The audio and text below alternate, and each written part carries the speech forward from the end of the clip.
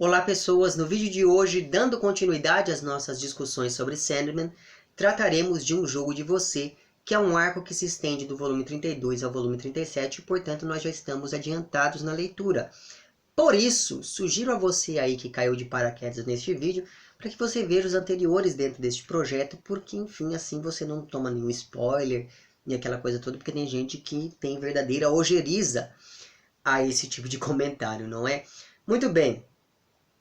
Um jogo de você é um arco que recupera uma personagem que já havia aparecido lá em Casa de Bonecas, que é a Barbie, que reaparece aqui 2 anos depois dos eventos narrados naquele segundo arco, morando em Nova York e divorciada do Ken, que a trocou por uma moça chamada Cindy, que curiosamente é o nome de uma outra boneca que foi, enfim, que rivalizou com a Barbie no mercado da indústria dos brinquedos, digamos assim, não é?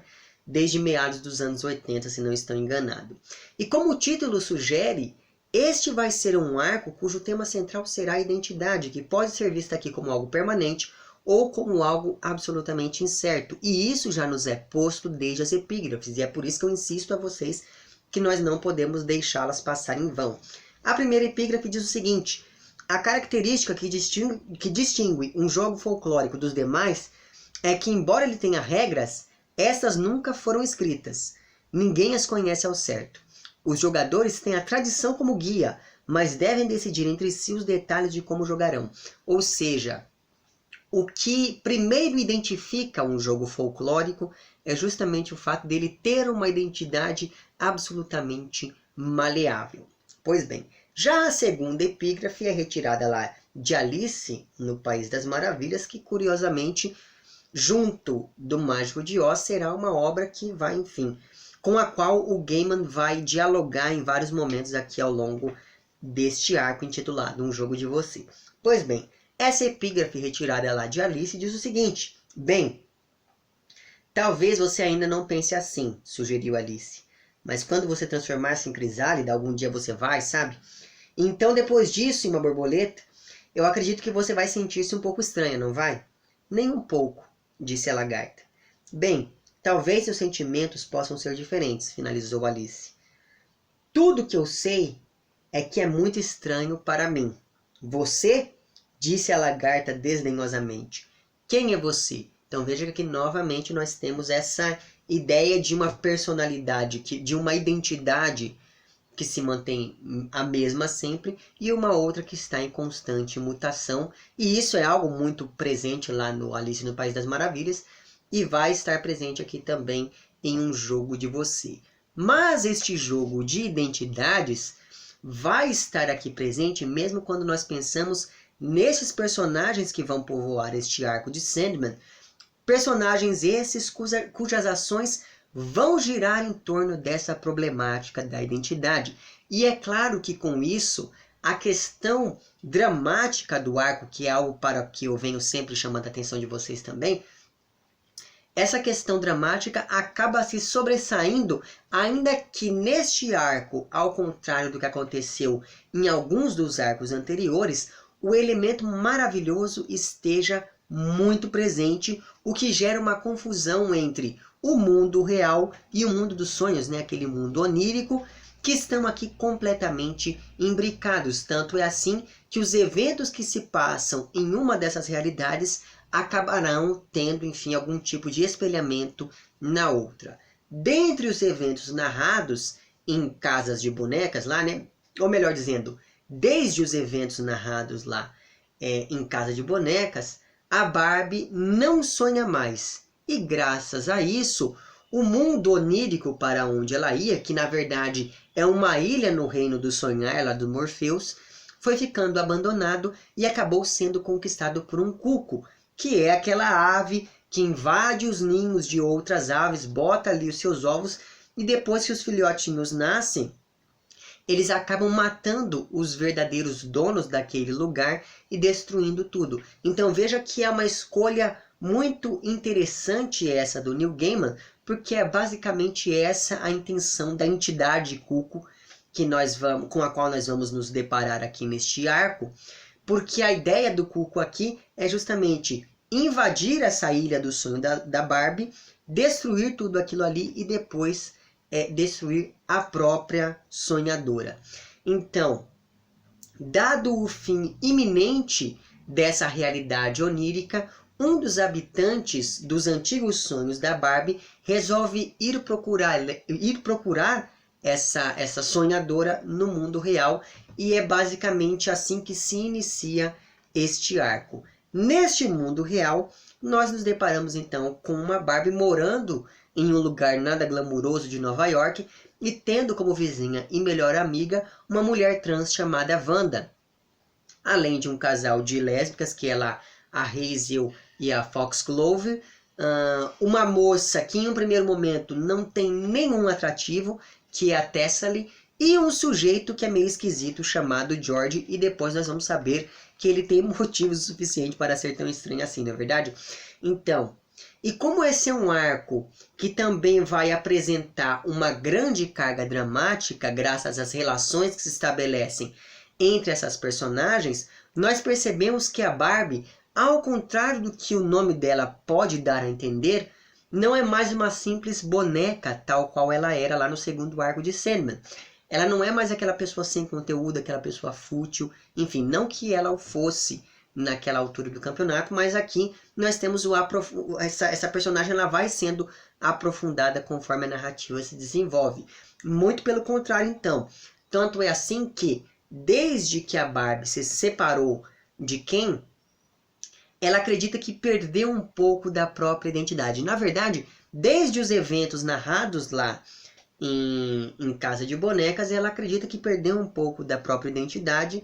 E essa busca pela própria identidade, que também pode ser aqui interpretada como uma maneira de fugir daquilo que a própria Barbie é, porém não aceita que seja, essa busca pela identidade acaba fazendo com que essa personagem viva fazendo maquiagens ali de maneiras mais diferentes possíveis para poder sair na rua, como se ela estivesse colocando máscaras, não é? Tal qual a personagem de um dos arcos anteriores, que é aquela heroína que sempre coloca, enfim, máscaras de cera para poder sair na rua, aquela coisa toda, porque ela está se decompondo. Pois bem, então veja que o tema da identidade ele vai reaparecendo e vai sendo aprofundado aqui conforme esses arcos avançam, e me parece que o jogo de você é o ponto culminante de toda essa discussão.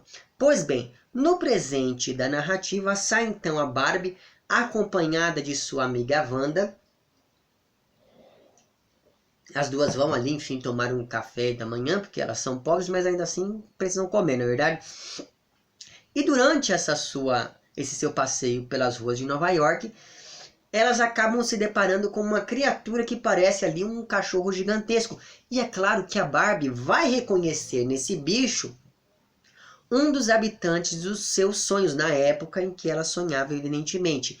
E ao se aproximar, a Barbie acaba recebendo deste cachorro, dessa criatura, enfim, uma pedra que, segundo essa figura, a levaria de volta ao mundo dos sonhos, que estava precisando de sua ajuda. A Barbie ainda tenta conversar com este ser, só que a polícia acaba chegando neste meio tempo e acaba matando o tal do bicho, porque afinal de contas a realidade é dura demais e não tem ali espaço para aqueles sonhos infantis. E isso vai ser uma coisa muito interessante quando a gente pensa no desenvolvimento deste arco. Mas enfim, naquela mesma noite em que encontrou ali com esse ser de seus sonhos, a Barbie vai acabar recebendo a visita da Hazel, que é uma de suas vizinhas ali naquele prédio, e que está desesperada porque engravidou depois de passar uma noite com um garçom do restaurante em que ela trabalha. E o problema é que a Hazel é casada com uma outra mulher, que é a Foxglove, que até então não sabia de todo esse imbróglio.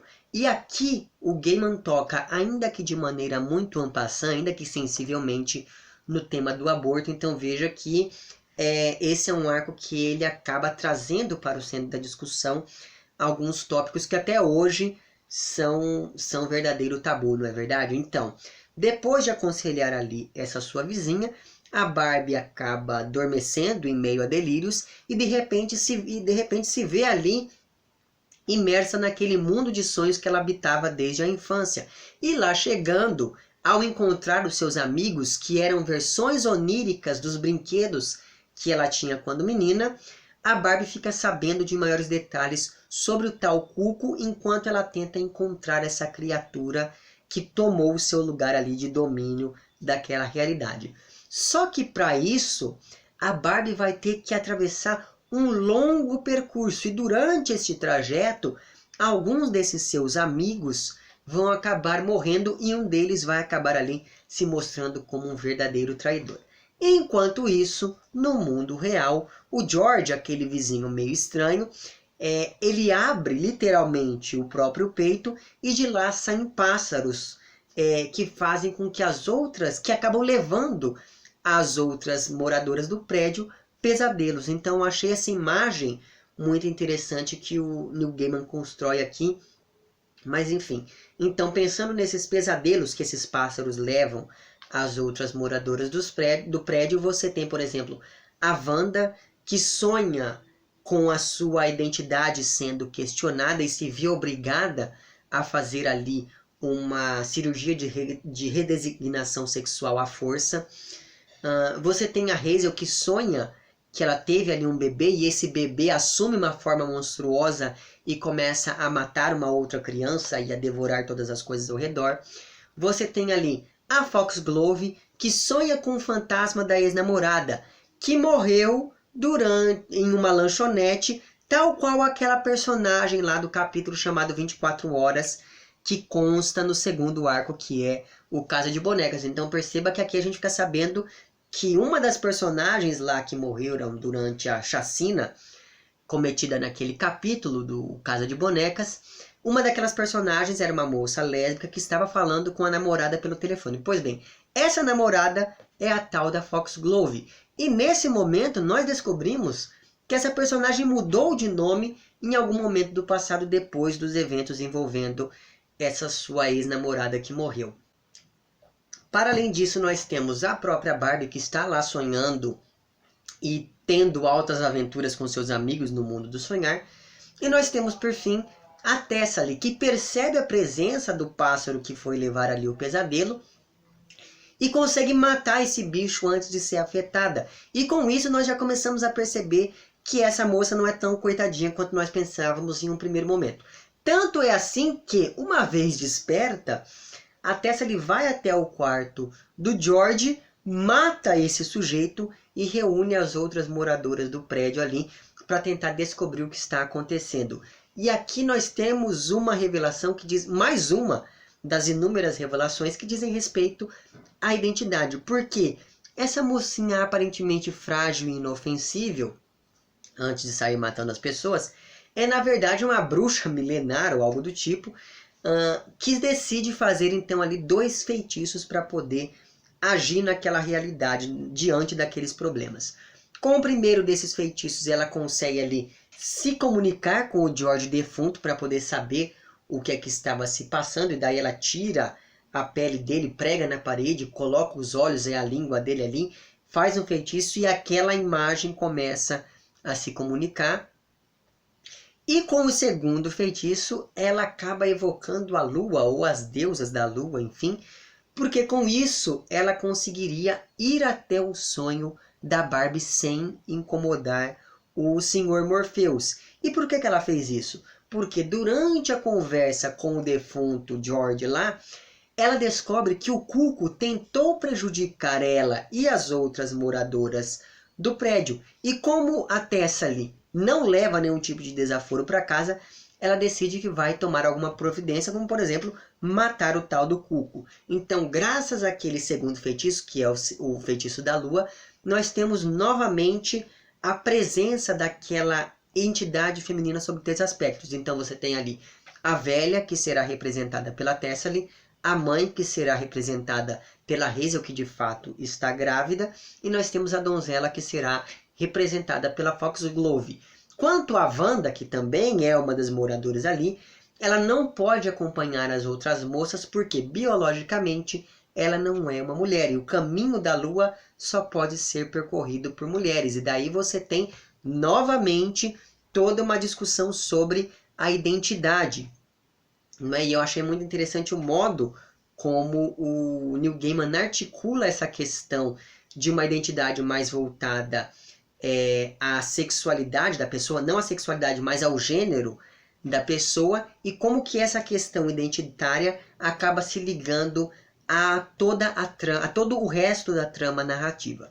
Pois bem, enquanto isso, no sonhar, depois de muito andar ali por aquele lugar, a Barbie finalmente se encontra com o tal Cuco. E uma coisa curiosa é que essa entidade assume a forma da própria Barbie quando era criança. E aqui nós temos a ideia do duplo, porque nós estamos falando de uma pessoa que deixou de sonhar e, portanto, está destruindo a própria identidade. Não é? Pensando aí que o Cuco, que está tentando destruir a Barbie, assume a forma dessa sonhadora. E além disso, eu fiquei pensando cá com os meus botões que talvez esse Cuco personificasse a vontade da Barbie de permanecer criança, porque afinal de contas o mundo dos adultos é um mundo muito hostil, haja vista o que aconteceu lá com aquele cachorro que foi tentar chamar a Barbie e acabou morrendo. Então veja que me parece que o Cuco, na condição de figura que assume a forma da própria Barbie quando criança, me parece que essa personagem é na verdade uma projeção da Barbie nessa tentativa de se manter ali criança para sempre. Portanto, destruir aquele mundo onírico, pensando nessa duplicidade entre essas duas que se estabelece entre essas duas personagens, destruir esse mundo onírico implicaria na destruição do passado e do indivíduo que é a Barbie. E aqui eu volto a lembrar aquilo que os cucos fazem nos ninhos alheios, porque o cuco é um pássaro parasita. E agora que ele invadiu ali o sonho alheio, né, esse ninho criado pela Barbie, ele quer destruir quem sonhou, quem criou tudo aquilo. E quem comparece a este momento apocalíptico de destruição, choro e ranger de dentes? Ele mesmo, nosso amigo Morpheus, que abriga todos os habitantes daquele lugar em seu manto e depois transforma todas as coisas daquela ilha do sonhar em areia, e daí você tem a raiz do nome dele, né, de Sandman. Pois bem, só que o Morpheus, que naquela realidade ali deste arco era quase uma espécie de deus que atendia pelo nome de Murphy, se não me engano, o Morpheus ele é uma figura muito justa aqui neste momento e pretende atender a um pedido da Barbie, que era a principal implicada nessa confusão toda. Então, ela poderia muito bem pedir para que ele reconstruísse toda aquela terra dos sonhos e fazer com que os seus amigos mortos revivessem. Ela podia pedir para que o Morpheus matasse o Cuco, ou ela poderia pedir para que ele levasse ela e as amigas de volta ao mundo real. E é essa a escolha que ela acaba fazendo. E é claro que com esta escolha, a Barbie demonstrou que ela decidiu de fato deixar aquele passado para trás e não ficar ali, enfim, revivendo antigos fantasmas. O problema é que, como eu disse em algum momento do passado desse vídeo, o mundo dos sonhos e o mundo real estão muito, digamos, intimamente ligados. E a prova disso é que a destruição deste mundo do sonhar da Barbie acabou se espalhando no mundo real. E graças a esse espelhamento, durante todas essas desventuras lá no mundo do sonhar, uma tempestade atingiu Nova York e durante essa tempestade o prédio em que a Barbie morava desmoronou e durante esse acidente a Wanda acabou morrendo, né? Porque lembra lá que a Wanda havia ficado para trás uma vez que ela não podia invadir o sonho da Barbie, mas ela também não podia seguir pelo caminho da lua, que é algo exclusivo para mulheres que nasceram assim, enfim, biologicamente. Então, no último momento deste arco, nós ficamos sabendo que a Tessa ali some no mundo, a Foxglove e a Hazel se mudam e aparentemente vão cuidar ali da criança que a Hazel está esperando. E quanto a Barbie, ela vai viajar para o enterro da Wanda, que será enterrada como Alvin, porque afinal de contas ela vem de uma família muito tradicional e muito preconceituosa, que não aceitaria que o filho fosse enterrado de outro modo que não fosse como homem, porque afinal de contas ele nasceu daquele modo. Só que Como a fluidez da identidade é um dos temas aqui deste arco de Jogo de Você, a Barbie acaba ali, depois que as pessoas vão embora do cemitério, a Barbie acaba riscando o nome Alvin da lápide e escreve por cima com batom o nome Wanda. E isso é um novo símbolo da impermanência da identidade, porque afinal de contas o batom eventualmente vai se apagar ali, dadas as ações dos elementos naturais, não é verdade? Entretanto, é sempre bom lembrar que, em detrimento dessa inconstância da identidade, né, se você pensa, por exemplo, na personagem Wanda, que nasceu como Alvin, assumiu a identidade Wanda, foi enterrada como Alvin, mas depois teve ali uma rasura e voltou a se chamar Wanda, pensando nessa personagem, então, no trecho final do arco, a Wanda aparece ao lado da morte. E com isso você tem todo o realçamento da liberdade de escolha dessa personagem sobre a própria identidade. Não é? Porque, independente do que a família ache, ela continuou sendo Wanda para a morte, que é essa entidade dos perpétuos que acolhe todas as pessoas, independente do sexo, do gênero, da cor e etc. E talvez aqui resida o principal argumento em defesa do Neil Gaiman, que poderia muito bem, caso contrário, ser acusado de transfobia ou algo do tipo por pessoas mais radicais que nós temos por aí, não é verdade? Então achei muito interessante como que nesse final, ao mostrar a Wanda como Wanda, abraçada ali com a morte, acenando, o Neil Gaiman reafirma a liberdade dessa pessoa sobre a própria identidade, sobre o próprio corpo. Eu achei isso muito curioso. Então veja, Um Jogo de Você é um arco que parte dessa questão da identidade, e talvez a cena em que isso fique mais evidente seja aquela em que a Barbie pinta um tabuleiro de xadrez no próprio rosto, não é?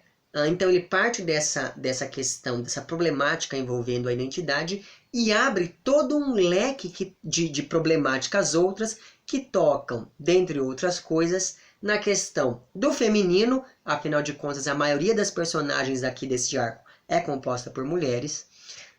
E tudo isso se alia, por exemplo, muito bem, eu diria, a toda a mitologia criada no próprio universo de Sandman, já que ele toca aqui na ideia de que a mente de cada pessoa, na mente de cada pessoa, existe ali um pedaço daquilo que representaria o reino do sonhar.